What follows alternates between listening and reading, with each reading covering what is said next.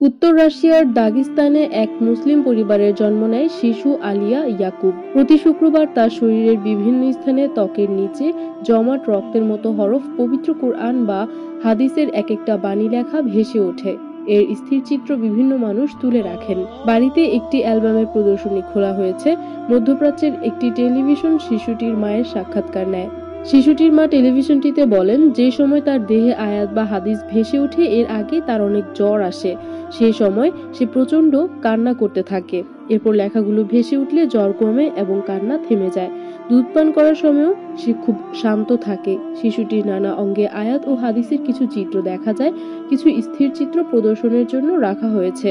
বিশেষজ্ঞরা বলছে এটি আল্লাহর কুদরত এবং মহানবী সাল্লাল্লাহু আলাইহি ওয়াসাল্লামের মুজিজা।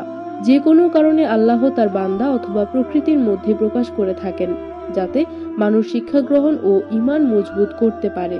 অনেকে বলছেন এটি ইমাম মাহাদির আগমনের অন্যতম নমুনা। কিয়ামতের নিদর্শনও হতে পারে এটি। শিশুটির পেটে আল্লাহ, গলায়, পায়ে, ঘাড়ে, পিঠে ও কানে আল্লাহর নাম। পা থেকে উরু হয়ে কোমর পর্যন্ত লম্বা লেখাটি হচ্ছে একটি হাদিসের বাণী, যার অর্থ, আমি যা জানি তা যদি তোমরা জানতে তাহলে হাসতে কম, কাঁদতে বেশি। প্রতিদিন আলিয়া ইয়াকুবদের বাড়িতে গড়ে 2000 লোক বিস্ময়কর এই ঘটনা দেখতে আসেন। ডেসক্রিপশনে দেওয়া লিংক হতে ভিডিওটি সরাসরি দেখুন। আরও নিত্য নতুন খবর পেতে চ্যানেলটি সাবস্ক্রাইব করে আমাদের পাশে থাকুন এবং আপনার মূল্যবান মন্তব্য কমেন্টসে লিখে জানান।